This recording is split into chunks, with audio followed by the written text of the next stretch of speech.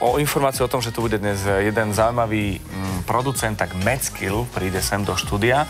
Možno mu s Milošom urobíme takú veľkú fotografiu a o tom sa teraz budeme rozprávať, lebo vy, čo máte možnosť vidieť v štúdiu, za to môže Miloš Zámečník. Dobré ráno.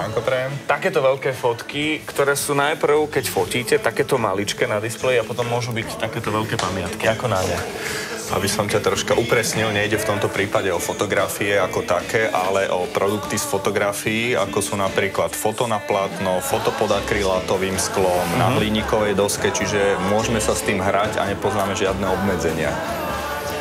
A to všetko v podstate sa deje tak, že môžu to byť rôzne materiály a môžu to byť aj rôzne uchytené. Ja pozerám, že ty si to nejaké Lego doniesol, alebo čo ja si som také? si priniesol aj na ukážku, ako to v podstate vyzerá, o čo sa jedná. Povieme foto na plátno, ľudia si to nevedia predstaviť. Tak je to v podstate bežná fotografia, ktorú mám v počítači alebo vo fotoaparáte na rôznom nosiči. Nanesiem si ju v podstate stránku Photolab XXL, kde si vyberiem konkrétny produkt, veľkosť, rozmer a v podstate takto vyzerá hotový produkt, konkrétne foto na plátno, takže vidíme aj zo zadnej strany, skutočne jedná sa o kvalitný produkt, ktorý je natiahnutý na drevenom ráme a takto dostane zákazník a v podstate už sa len zavesí na stenu.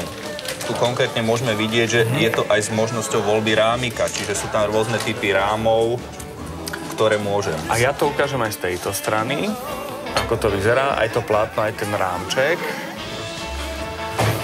A v podstate musím povedať jednu vec, že toto je ľahšie, toto bude asi ťažšie. Toto je ťažšie, toto je akrylátové sklo. Tu môžeme vidieť konkrétne aj hrúbku toho akrylu, je až 1 cm a tu, ako si spomínal, špeciálne uchytenie k tomu. To znamená, že rovno si to môžem objednať aj s uchytkami a už to len zavesím na stenu. Takže takto to dostanem ako hotový produkt. Či toto všetko sa dá?